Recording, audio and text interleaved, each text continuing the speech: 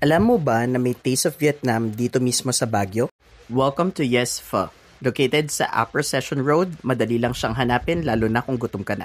Dito, legit ang Vietnamese flavors, menu pa lang nakaka-excite na. Makikita mo rin yung kitchen nila na super busy, fresh lahat ng ginagawa, lalo na yung noodles at banh mi.